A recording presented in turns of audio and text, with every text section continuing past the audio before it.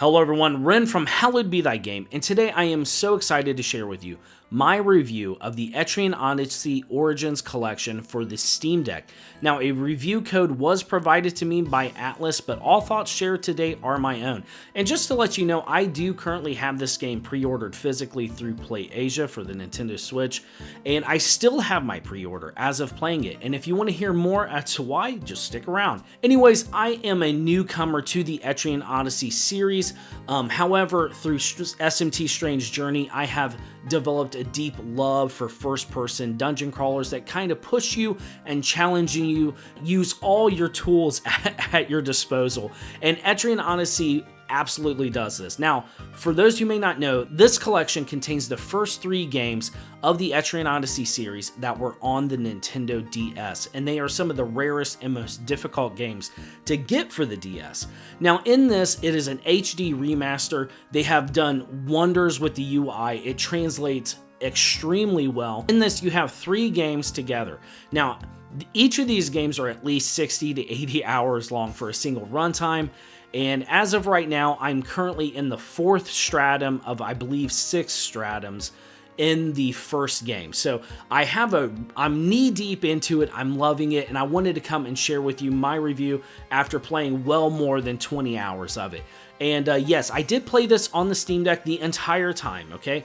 And I am so excited to tell you that performance for these games is gorgeous on the Steam Deck. I freaking love it. It's so fantastic. And what's cool about this is, let's just go ahead and jump right into the story and characters of the game. Now, Etrian Odyssey definitely switches up the mold from a ton of modern JRPG tropes in that it's essentially a giant sandbox. So in this game, you are traversing the Yggdrasil Labyrinth, and you're tasked right off the bat to put together your crew and guild of adventurers to go in and conquer this labyrinth. You can create a 5-character party, but you can also create up to 25 characters, and as you progress through the game, you'll be unlocking more character classes. But with this, you have so much autonomy and control over how your characters look, what their names are, and what their classes are. So yes, you have almost a stifling amount of creative control over how the game plays out. So with that, the characters in the game are as good as you want to make them. You imprint your own story on there. So if for old JRPG fans, I think this is fantastic, and maybe somebody who really loves D&D and imprinting your own story on this, a really cool little tidbit when I was kind of researching up on on the original release of the game, because I was curious what some of the differences were. I stumbled on an old guide that essentially created his own story, but he was guiding people through the game, but he was just telling his own story for his characters, and I think that is kind of the beauty of Etrian Odyssey. It is your story. It sticks the landing lovely. The colors, each biome just pops. It's vibrant. The world and story is so alluring, inviting, and mysterious, and it's sometimes downright terrifying. But the music of Etrian Odyssey is just a cut above. I mean, did anyone expect Atlas to have a game that didn't have a banging soundtrack? When this game wants to instill you with such a sense of adventure and wonder, it gets your heart pumping. The adrenaline, everything's there. I love it. I just want to go and explore around another corner.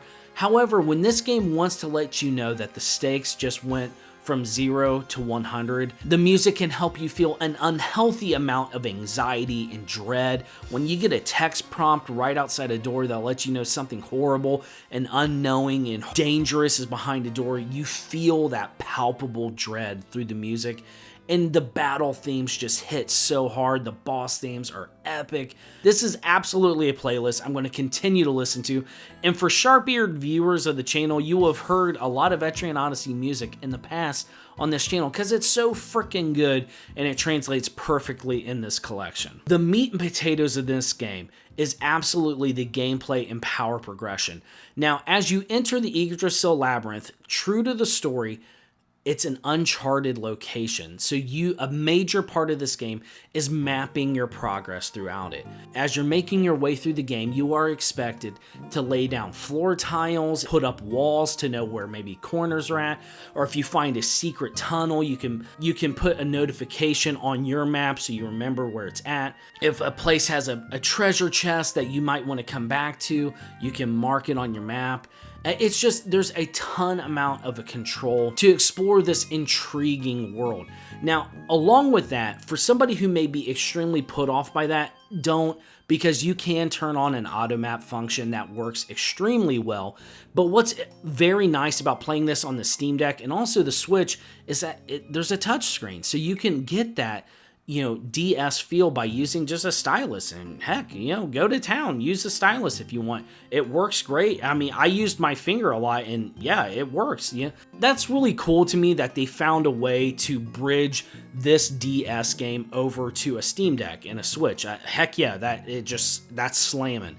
But what's excellent about this is the potential this offers Atlus's just goated DS and 3DS library to be able to be ported one day to a Steam Deck or a Switch. And that's what gets me so hopeful about this Etrian Odyssey Origins collection, is how it is a technical feat to where they showed how it could be done. And I love that because it translates extremely well. Now, I will admit, if you don't want to use the touchscreen controls, obviously that's fine. It's all mapped there. But it is a bit of a learning curve to remap your brain to be moving your characters with the left touchpad, but then also using the triggers and bumper buttons and pause to be able to navigate the map menu. It takes a bit of work, but my brain did get it. But you can just use the automap function to just lay floor tiles, or also to mark the walls as well. And it's a really helpful function if that's just not appealing to you. Now, as far as gameplay goes, you have 3 difficulty options. Picnic mode, which you'll just one-shot everything. Basic mode, which offers a very healthy challenge to the game. And lunatic mode, full disclosure, basic mode has been giving me enough fits, okay? I'm gonna have to build up some major courage to dive into lunatic mode. However, it is there, and there is just endless amounts of content to be had here. Since you can create your own party, you can experiment so much, you have so much autonomy over how they develop and the different movesets, because each character has a massive amount of move sets that you can spec into, and that autonomy is addicting, it's great, and it offers an endless amount of replay potential to this. You are able to change the difficulty modes at any time when you are back in the hub world, but once you enter the Yggdrasil Labyrinth, you are locked into that game difficulty as long as you're in there. Now, the reason I mention this is because when you respec in this game, you lose 5 levels, but you're refunded all of your skill points.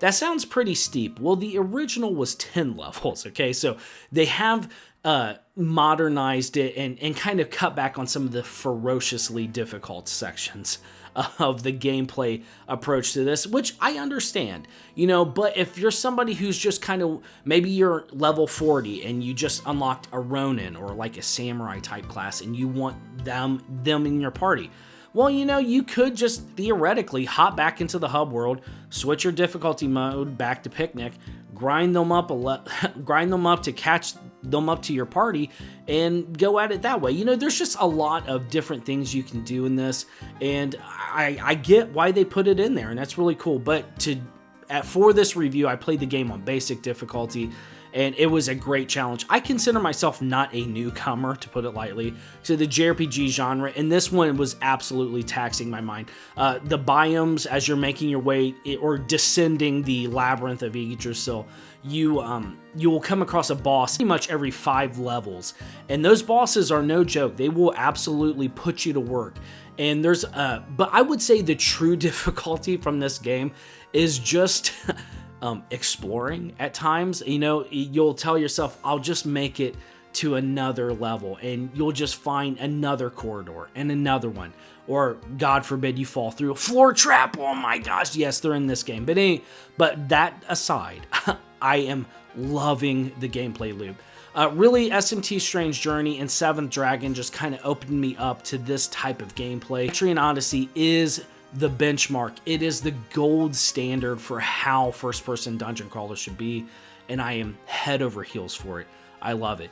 So in combat, you will have 5 active party members. For my current setup, I have a protector, a lance. Okay, I'm not going to be able to say it. It's essentially an arms warrior, and a dark hunter, an alchemist, and a medic. You can choose if you want somebody to be in the front line or in the back line. I got 3 in the front, 2 in the back, but I'm really very much appreciating this older style of gameplay, because you will choose everybody's moves and then they will act. Yes, there can be moments when you're trying to cast a heal on somebody and the boss will act before you can and kill them, and then the heal goes to nobody. However, you might be incentivized to bring like a survivalist and spec into the ability to cast first turn on somebody to ensure that they get to move first in the next combat encounter. So there's a lot to this game. There's a lot of practicality. You're very much rewarded to think outside of the box, perhaps, instead of just brute forcing your way through it. And some might call that an old school style of method, but it's so addicting and it feels like home to me. I love it.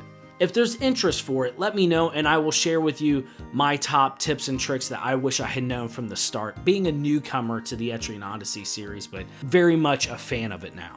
But in summary, look, it runs great on the Steam Deck. I never had a single performance issue. It sounds beautiful. It looks beautiful. You have 3 massive games here. You have what essentially equates to well over 200, 300 hours of gameplay here. And you can get that alone from each game depending on how much you want to dive into it. I'm loving my time with it. This is the easiest recommendation to anyone who's a fan of the first-person dungeon crawler genre, or just looking for a more traditional old school experience where you can pour yourself and leave your own fingerprint on your gameplay. Because I assure you, no 2 runs of this game are ever going to be the same. That's just me. Are you picking up the Etrian Odyssey collection? Let me know down in the comments. I want to thank the channel members and patrons for making videos like this possible. You're the true heroes of the HBTG Guild. Like this video if you liked it, and subscribe for more Atlas content. I wish you all the best, and I'll see you next time.